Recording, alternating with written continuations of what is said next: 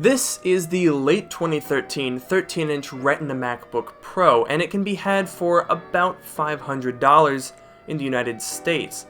But is it any good?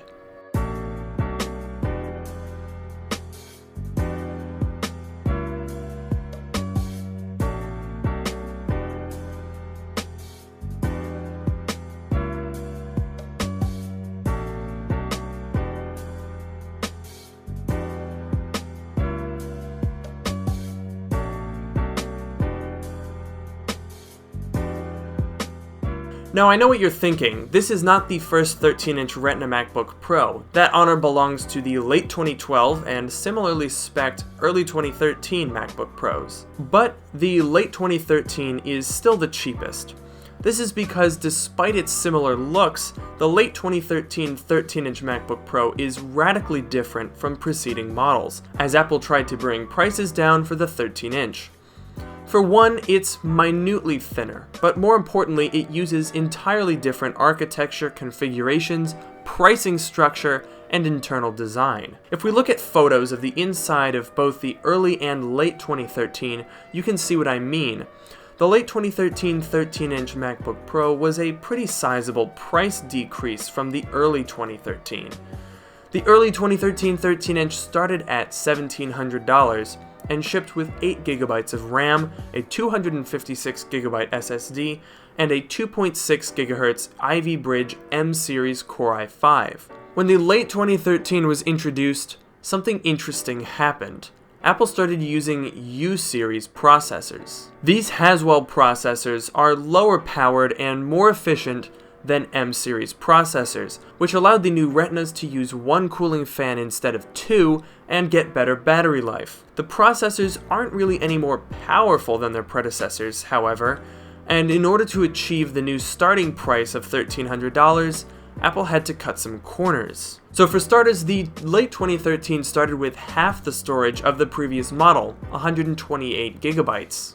Oh man, it's raining a lot now. Ooh. More importantly though, they cut the RAM from 8 to 4GB.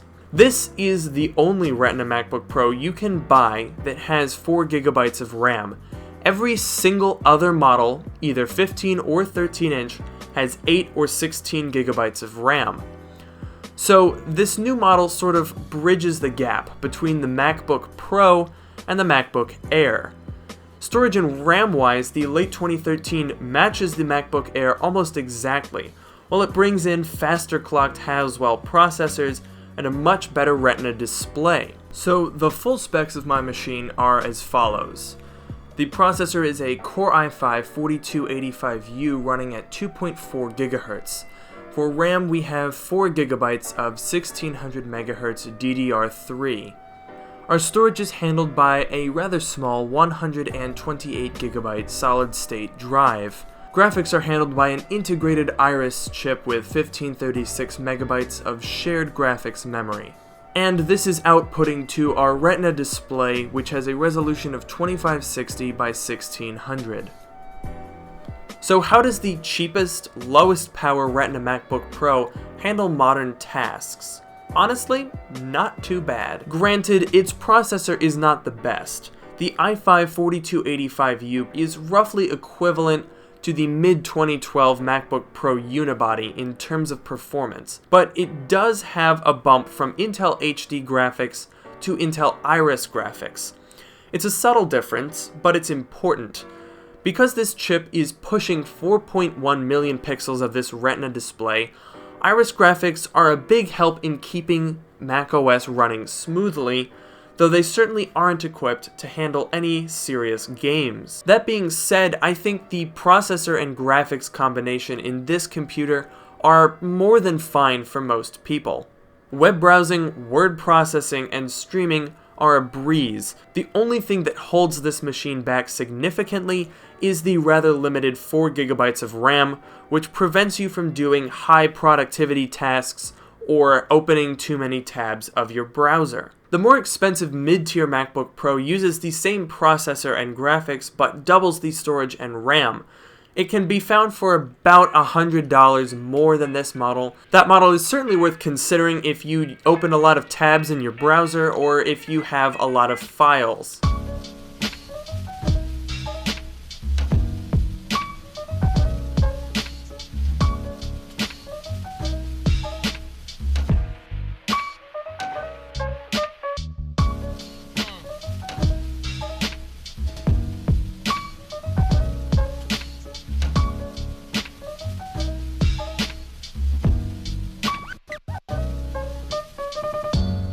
Here's the thing about this MacBook Pro. It's not a Pro. It's just not. And I'll be honest, I really don't think it's trying to be. Pro users shopping for MacBooks are always going to go for the 15-inch because of its quad-core processors and dedicated graphics. For $500, you can pick up a mid-2012 that's going to clobber this 13-inch Retina in terms of performance. The 13-inch Pro is mainly popular among students, writers, and people looking for essentially a high-quality ultrabook to do web browsing and productivity tasks. So let's ignore the Pro name on the bottom. This MacBook is an ultrabook, and when we think of it in this new light, it holds up pretty well.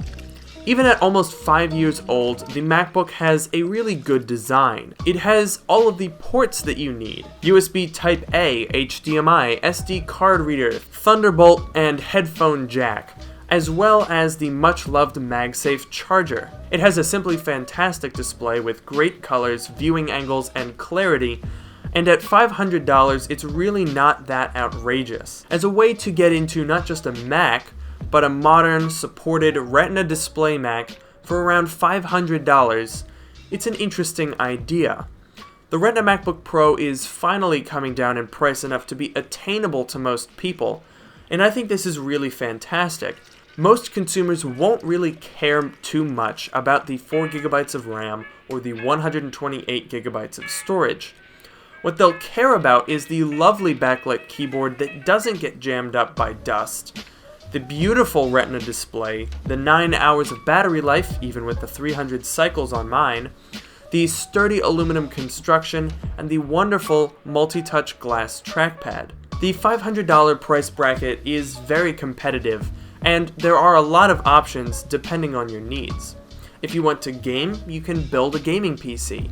If you want a cheap ultrabook that has pretty decent power, you can buy a ThinkPad. If you want a Mac for video editing, you probably want a mid-2012 15-inch. If you want a budget Mac ultrabook, this MacBook Pro is a pretty great option.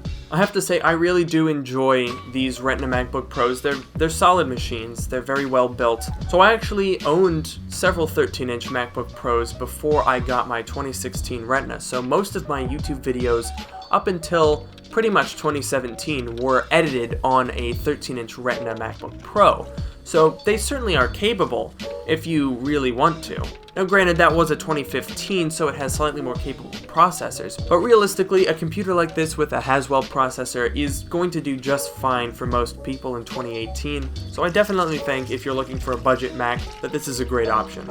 So really quick before I go, I just wanted to touch back on the MacBook Air comparison I made earlier, because the more I think about it, the more I wonder why people buy used MacBook Airs, especially when you consider the fact that a used 2015 MacBook Air costs the same as this MacBook Pro, has the same amount of RAM, the same exact SSDs, and similar performing hardware, but is in an objectively worse design with a worse display and lesser build quality.